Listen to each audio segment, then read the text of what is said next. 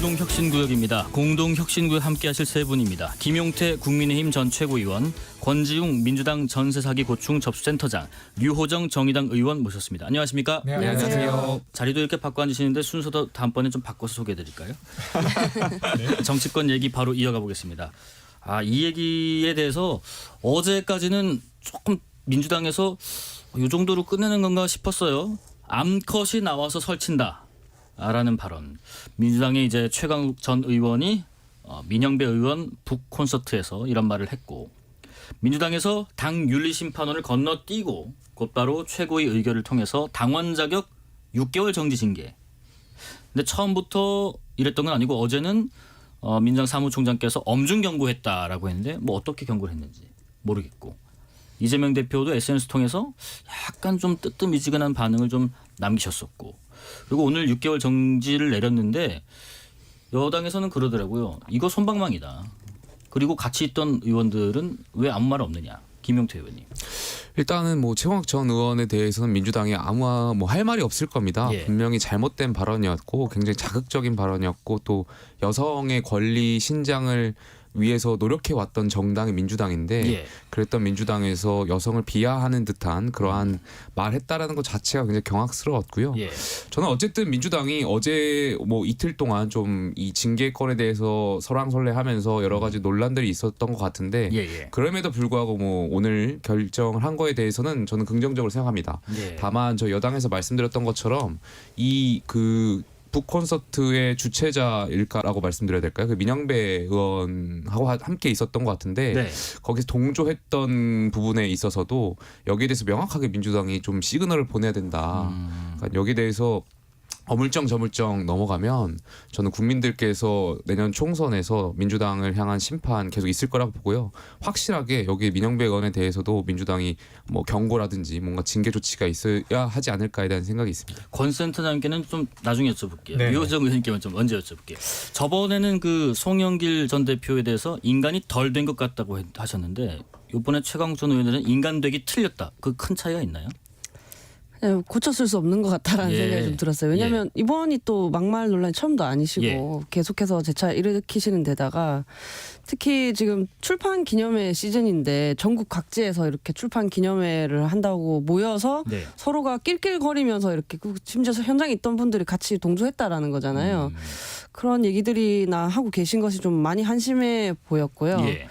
게다가 이제 그 뒤로 뭐 우리가 뭐 싫어하는 김건희 여사에게 한 것이니까 괜찮다라는 뭐 그런 식으로 강성 지지자들이 또 해괴한 방어 논리를 또 만드느라 분주하시더라고요. 예. 이 와중에 이제 조직마저도 가만히 손 놓고 있었으면 매우 크게 실망할 뻔했는데 그래도 뭐 사무총장이나 대표가 이렇게 나서서 조금 진화하려는 모양새를 보이고 예. 이제 징계도 내린 것을 보면서 그것은 그나마 다행이다라는 다행이다. 생각을 예. 했습니다. 예. 앞으로도 이런 일이 생기면 단호하게 대처를 해야 사실 이제 이런 메시지가 가능하지 않다라는 조직 문화가 좀 자리 잡을 수 있을 것 같아요. 네, 류 센터장님, 죄송합니다, 권 센터장님, 저는 이런 생각합니다. 실수는 할 수 있다고 봐요. 하지만 그 실수에 대해서 어떻게 대처하는가, 어떻게 처리하는가 이런 것들이 좀 더 중요하지 않을까 싶은데 최 전 의원에 대한 발언 이후에 민주당의 어제 대응과 오늘 대응, 적절성 같이 한번 좀 짚어주시죠.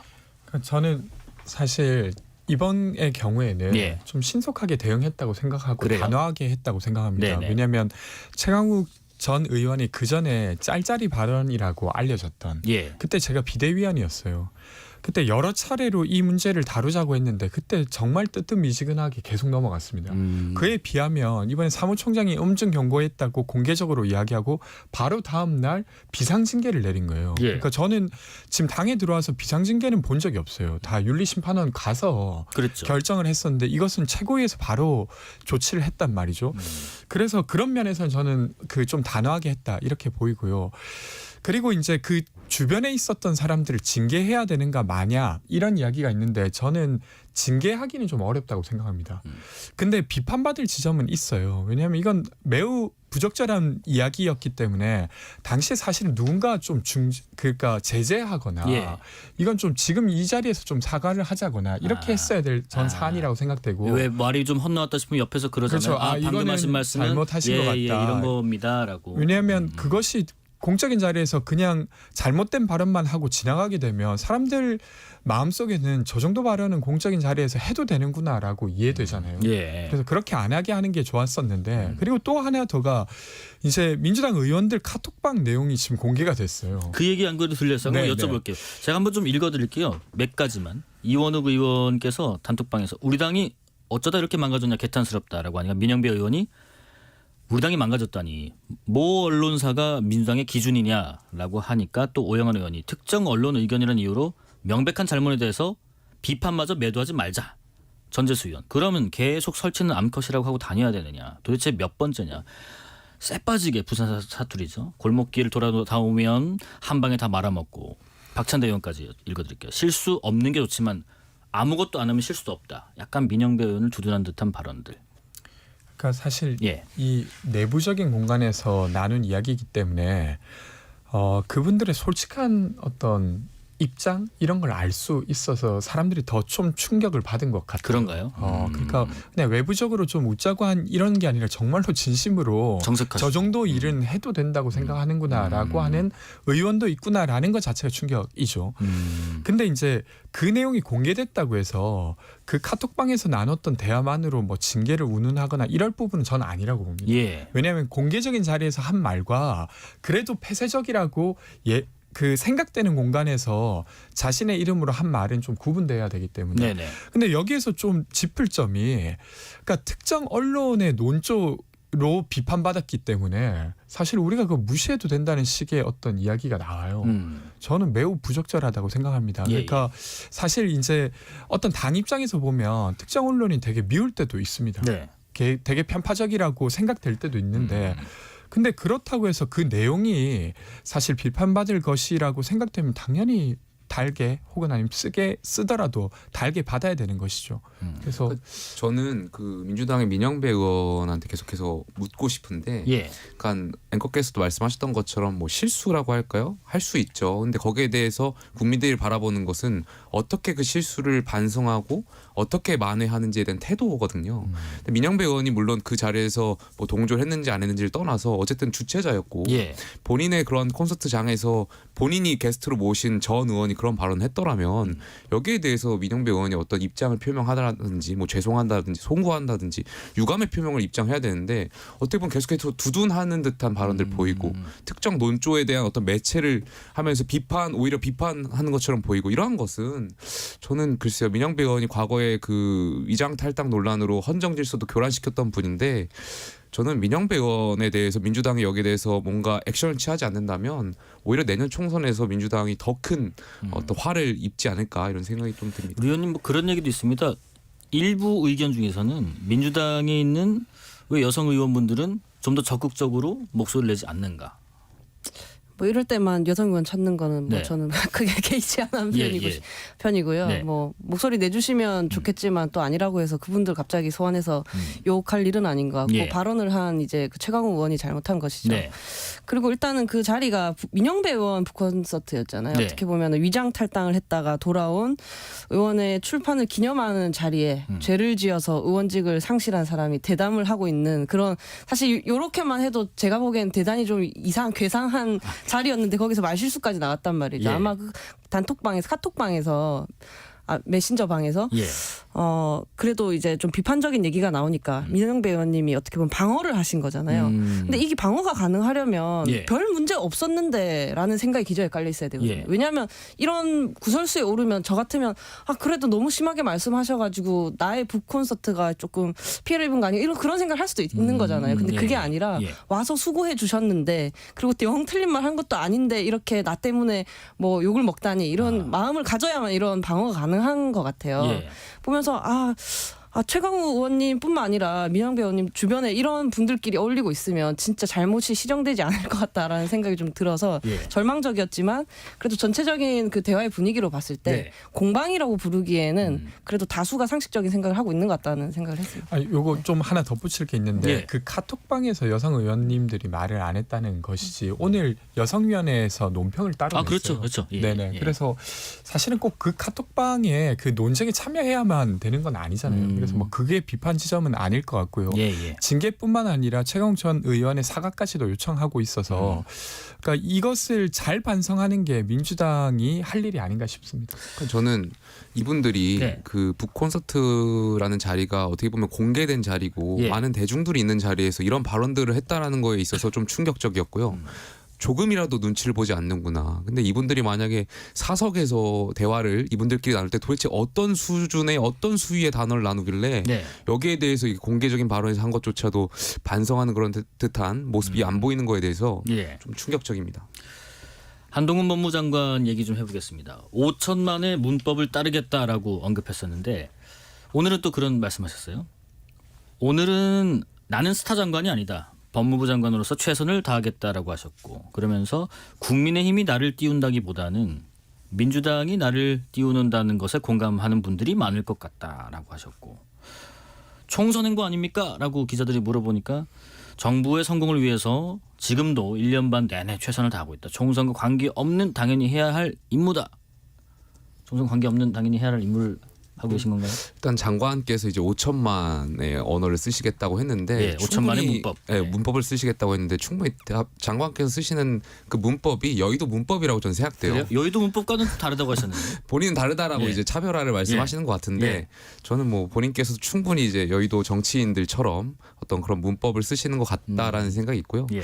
한동훈 장관 같은 경우 분명히 저희 당으로 입당하시게 된다면 예. 충분히 저는 소중한 자산이고 또 당의 간판으로서 충분히 총선에 대해서 어떤 승산이 있는 분이고 또 국민을 위해서 봉사할 준비도 되신 분이라고 생각하기 때문에 총선에 대한 결정이 좀 빨리 섰으면 빨리 어떤 거치에 대해서 결정해 주시는 것이 당과 국민을 위한 길일 거다 이런 생각이 좀 있습니다. 류 의원님도 비슷한 입장이신가? 할 거면 그냥 한다고 빨리 하고 나와라. 뭐 이런 입장이세요? 그렇게 말씀을 하시면은 이제 여의도 문법이 아닌데 그래요? 남들이 다 사실은 기정사실화하고 있고 뭐 주변에서 말들이 있지만 예. 그럼에도 불구하고 묵묵하게 장관 업무를 수행하시는 거다라고 말씀하시는 것을 보면 예. 여의도 문법과 그렇게 다른가 하는 생각이 저도 들었습니다. 예. 뭐 사실 한동훈 장관 말을 살펴보면 뭐 문재인 정부라든가 예. 이재명 대표 아니면 민주당 586 뭐 운동권 정치인 뭐 이런 식으로 받아치는 말들이 많단 말이에요. 그거 자체가 뭐 사실 정치적인 발언과 같다라고 저는 생각을 하고 있습니다. 네. 권 센터장님 뭐 보태실 말씀 있으실까요? 그러니까 그 사실은 국민들이 한동훈 장관처럼 말하지 않잖아요. 예. 그러니까 예를 들면 이런 거예요. 디지털 성범죄 뭐 횟수가 어떻게 됩니까라고 장관한테 물으니까 예. 왜 미리 질문 안 주시고 저한테 이런 질문을 하시죠? 이렇게 답하지 않죠. 보통 국무위원이면 예. 제가 좀 알아보고 다시 말씀드리겠다. 이렇게 말하는 게 5천만 국민들의 어법인데 전혀 그렇게 예를 들면 유튜버처럼 말하시잖아요. 네. 당신은 뭐 그렇게 안 하셨잖아요. 이렇게 이제 따져 묻는 것이니까 네. 이 말도 틀렸다 사실은. 네, 아마 장관께서 이제 정치를 시작하시게 되면 예. 저는 기존의 장관을 향했던 질문들이 좀 이게 달라질 거라고 생각해요. 예를 들면 이제 입당을 하게 되고 총선 출마가 사실화되면 당장 이제 뭐 박정훈 대령에 대해서 어떻게 생각하느냐, 아니면 김건희 여사의 특검법에 대해서 어떤 입장을 갖고 있느냐, 예. 이런 정치적인 질문들이 올 텐데 장관께서 어떤 답변을 하고 어떤 태도를 취하느냐에 따라서 결국에 중도 확장성에 영향도 있는 거기 때문에 장관이 장관직을 수행할 때랑 분명히 다른 질문이 있을 거다 이런 생각도 좀 해봅니다. 말씀하신 김에 그 이준석 전 대표하고 대구 한 번 더 가신다고 26일에? 뭐 제가 없는 자리에서 예. 줌 미팅을 통해 가지고 또 결정이 돼가지고 그래요? 왜 결제 저는 뭐 제 의사와 상관없이 언론에 가게 되는 걸로 이미 나와 있어가지고 서운하지만 따라가시는 거죠? 그래서 일요일날 제가 일정이 지금 막 조정하고 있습니다. 아, 그래요? 그 이준석 전 대표가 그런 얘기했습니다. 한동훈 장관 행보에 대해서 당의 개혁적으로 보탬이 되는 방향으로 메시지를 보여준다면 하태경, 이준석, 한동훈이 동지가 된 날이 올 수도 있다. 그런 그림이 그려지나요?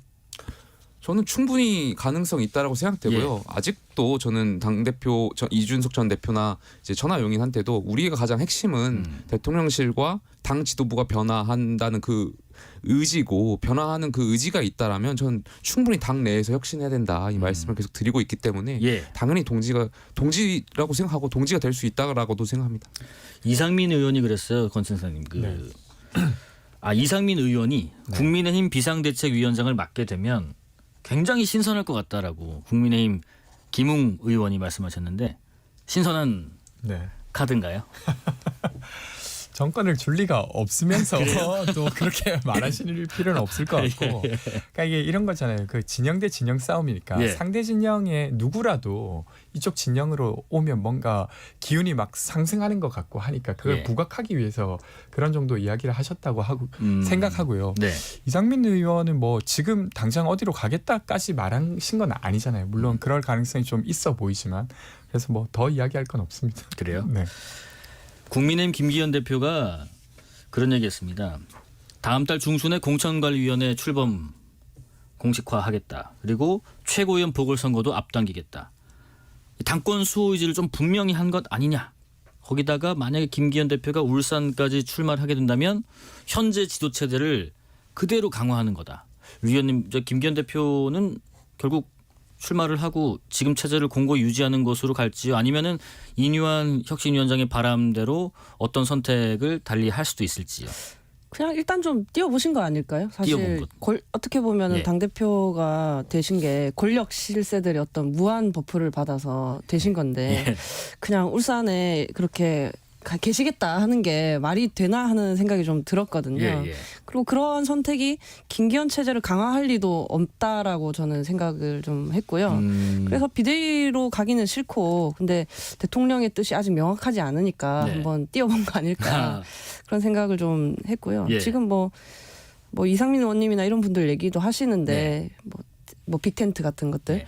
근데 아직 뭐 본인 그러니까 국민의힘 내부의 비주류도 잘 안고 있지 못한 상황에서 그렇게 좀 무리하게 이것저것 다 던져 보시는 거 아닌가 하는 생각이 좀 들었습니다. 아, 그래요? 제가 다른 방송에서 예. 지금 국민의힘 현직 당협위원장께서 네. 김기현 대표 한 2주? 3주? 이렇게 보시더라고요. 2주 3주? 네, 그래서 그런 말을 공개적인 자리에서 하시길래 야, 그러면 김기현 대표 곧 물러나시겠구나 하는 생각을 했습니다. 왜냐하면 예. 그 현직 당대표를 현직 당협위원장이 곧 물러날 것 같다라고 말하는 게 정말 쉬운 일이 아니에요. 예. 근데 그런 이야기가 어쨌건 은연중에라도 나온 걸 보면 그런 기류가 되게 강하게 있다는 생각이 듭니다. 그러니까 안타깝게도 과거에 이제 저희가 비대위로 갔었던 경험이 있으니까 윤석열 예. 정권 이후에 그 과정을 반추해 보면 대통령실의 의중이 이제 비대위에 있느냐 지도부에 있느냐가 핵심일 것 같아요. 그러니까 김기현 대표는 물론 지금 당 대표시고 하다 보니까 당연히 당권을 사수해야 된다는 입장에서 말씀을 드렸을 텐데 제가 봤을 땐 그것은 지금 상황에서는 예. 또 당협위원장이라든지 이런 당의 핵심 관계자들이 느낄 때는 별 중요한 것 같지는 않습니다. 왜냐하면 네네. 저희가 당원 당규를 개정해가지고 예. 최고위원 5명 중에 4명이 사퇴하면 비상 상황이라는 것을 이제 명시해 놓은 조항이 있기 때문에 그렇죠. 지금 뭐 만약에 비대위로 간다고 하면 당대표 의지와 상관없이 최고위원들이 갑자기 또 사퇴쇼를 하기 시작하면 지난번처럼 얼마든지 또 비대위로 갈 가능성이 있기 때문에 저는 결국의 핵심은 대통령실의 의중이 어디 있느냐 예. 이게 현실 정치, 현실 권력 측면에서 그게 좀 중요한 그 방향일 것 같습니다. 하긴 김영태 최고가 많이 당해 보셔가지고 그거 그죠? 내가 생생하게 해봐서 잘 알아요? 아시는 거죠. 그러니까 저는 예, 뭐 명분 없다고 말씀하면 예. 사퇴하지 않았는데 어느 순간 갑자기 최고위원분들께서 다 사퇴를 선언하셔가지고 그때 기억납니다. 예. 권센터님 네. 조국 전 법무부 장관께서 송영길 전 대표와 신당 논의한 적 없다. 네, 하지만 송영길 전 대표는 조국 전 장관과 간접적으로 소통하고 있다. 네. 이 뭐 한 사람만의 일방적인 구애인가요? 모르겠습니다. 별로 관심 없어가지고. 그래요? 네. 그러면 윤 대통령의 탄핵을 위해서 200석을 확보해야 한다. 네. 근데 저는 예. 누차게 그런 말씀드리는데요. 탄핵이라고 하는 게 법률적 요건만 갖춰지면 다 하는 게 아니라 예. 이건 매우 정치적 행위입니다. 네. 근데 이제 뭐 송영길 전 대표께서 그렇게 뭐 주장하시는 거야 그렇게 하고 싶다는 것까지 뭐 제가 왈가왈부하고 싶진 않은데 이게 이제 민주당의 의중으로 연결되게 하는 건 저는 차단해야 된다고 생각해요. 아, 네네. 네, 그리고 선긋기. 네. 아니 왜냐하면 윤석열 대통령께서 잘 못하고 있다고 생각하시는 국민들이 다수 있지만 예. 그렇다고 해서 탄핵으로 물러나야 된다고 생각하시는 분이 다수는 아니에요. 그리고 그건 상당한 정도의 혼란을 만드는 것입니다. 매번 조금 잘못한 일을 한 대통령을 늘 탄핵해야 된다고 하면 국민 입장에서 얼마나 피곤한 일입니까? 예. 그래서 민주당의 의견은 아니다는 이야기를 드립니다. 민주당에서는 내일 김건희 여사의 주가 조작 의혹 특검 그리고 대장동 50억 클럽 특검 동시에 다루는 쌍특검 법안 처리 예상이 되는데 뭐 앞당겨서 좀 하려는 분위기도 있고요.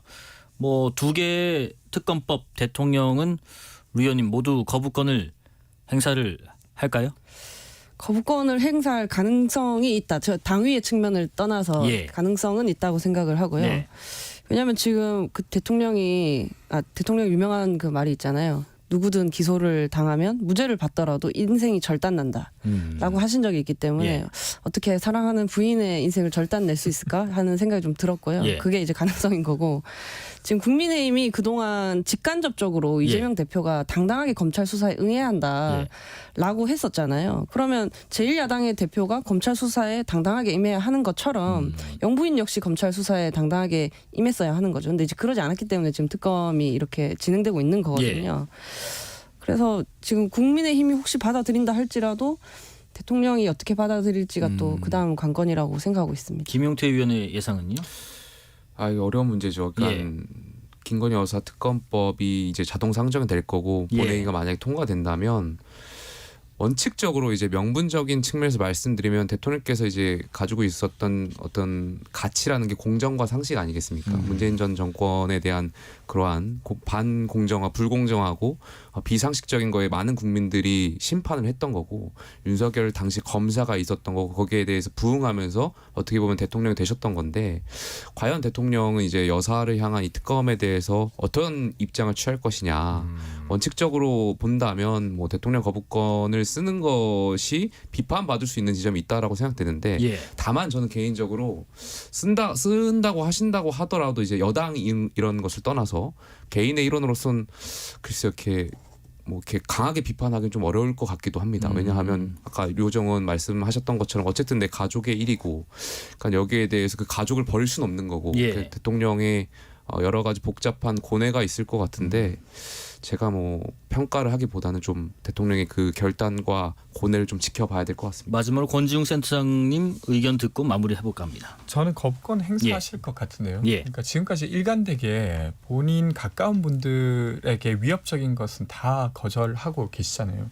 그러니까 최수근 상병 수사와 관련해서도 예, 최상병이요. 네네. 좀 본인의 어떤 것과 연결된다고 생각하니까 지금 계속 박정훈 대령을 억압하고 있는 상태이기 때문에 예. 일관되게 그렇게 하지 않을까 싶습니다. 알겠습니다. 공동혁신구역 김용태 국민의힘 전 최고위원, 권지웅 민주당 전세사기 고충 접수센터장, 류호정 정의당 의원과 함께했습니다.